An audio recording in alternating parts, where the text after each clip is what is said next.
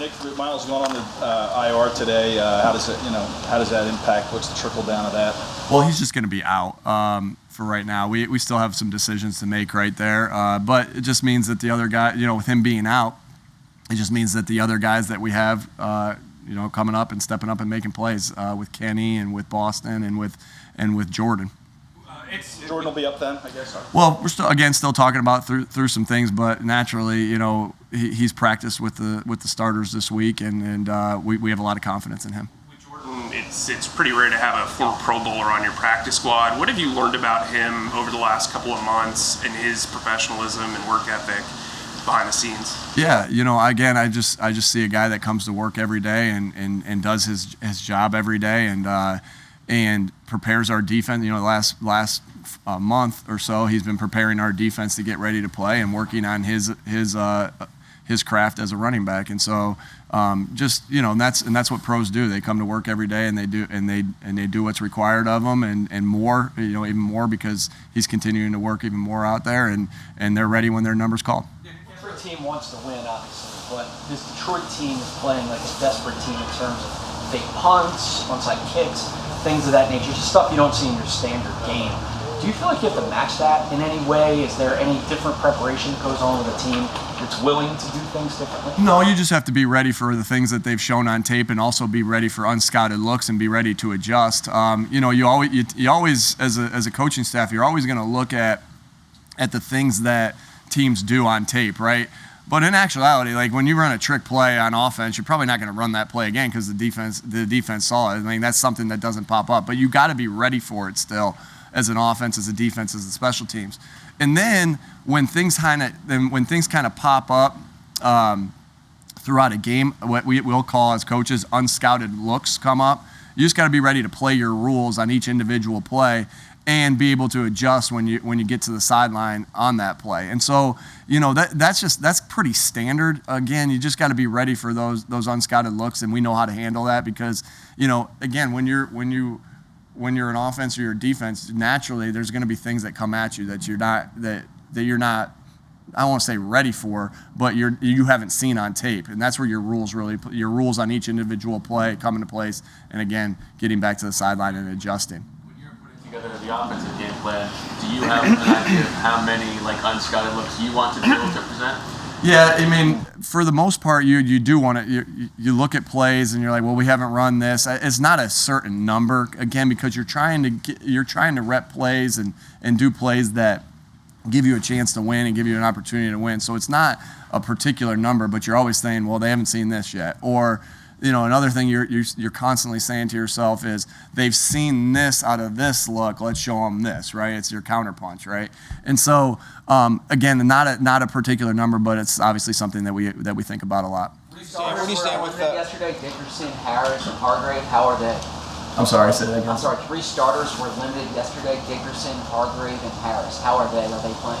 Yeah. Right now, there's no status on Hargrave and Landon, right? They'll be up. And then on Anthony, right now we're saying he's doubtful right now. So again, just obviously we still got time to see how he's reacting to treatment and everything like that. But right now Anthony's going to be doubtful. Kerrigan, how about Kerrigan? Kerrigan is up.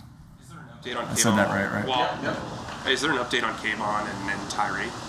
Kayvon and Tyree, right? So we still have 24 hours to see how this next 24 hours goes right here. So we're still sorting through that.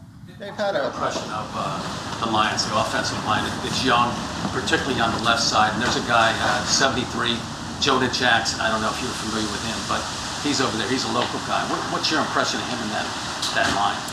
Yeah, I just see a team that is fighting, an offense that is fighting and that is capable of making plays. The quarterback's made a lot of plays in his career, and the offensive line is fighting. I know they got some young guys on there, but you don't see them playing like young guys where they're just getting guys run through them at all times, and so they're playing like they're coached well, and I know they are. I was around the head coach in San Diego when I was there for a year was Anthony Lynn, and I know he's a great football coach, a great coordinator, and I know they got great coaches over there to get the guys ready to go. And so I've seen them play solid football. Banged up. Nick, in the secondary, they've had to play some rookies, some undrafted guys. Do you find yourself having to be disciplined and say, all right, I can't overemphasize the fact that they're playing with inexperience as a play caller? Yeah, again, there's times that you want to go after a guy. There's times where you don't want to go to a guy a certain way.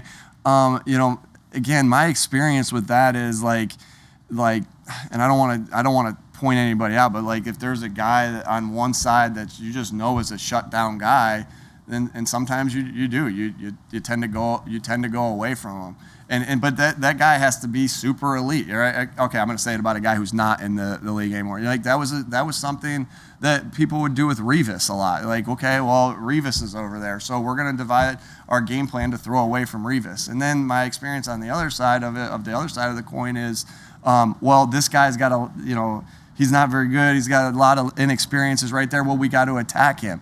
But those are extremes in it, right? And so, like, I don't see those guys, as the extreme here. I see them playing solid football. So unless it's an extreme in those areas, you don't really, with the corner spot, you don't really just say, I'm going to just attack him or I'm just going to go away from him, unless it's super extreme. And I guess right now with this team, I just don't see that on that side with these DBs. And I see DBs that are fighting, that may not have been drafted high. But again, like my experience with that is like, okay, you weren't drafted high. We're playing the guys that are best available for us and the guys that give us the best chance to win. I don't care if you were drafted in the first round, sixth round, weren't drafted at all. Best guys are going to play. And that's obviously what this coaching staff's doing over there in Detroit. So I got a lot of respect for the guys that are playing over there on that side of the ball, and they fight and they play hard. And that's a tribute to their head coach that, they have them fighting and playing hard.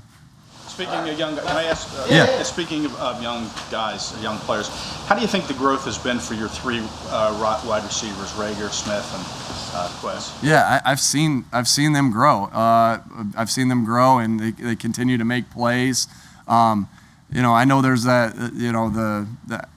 The philosophy that there's only one football, but and there's three guys to get the ball to in one room, and so. But we're doing everything we can do to get them the football. We have other good playmakers as well, and so but it definitely it's a rarity. Again, I don't want to say a rarity because I don't want to put anybody down on it. But it's a rarity that you have three guys that you're like, we got to try to game plan for, and we got to try to get them the football for. Because sometimes in a room you're like, well, we're gonna game plan for this guy, and the other guys are gonna kind of just get their touches as they come. We want to get these guys touches because they're all explosive playmakers. So, and you don't do that, and you don't think that way as a coach unless they give you a reason to do that. And so obviously their talent of these three guys have given us the reason to want to give them the football, but also their development. So, Aaron Moorhead's done a great job with the room of continuing to develop them through the individual drills, through this coaching philosophies, and they've done a great job of doing it themselves. They're mature.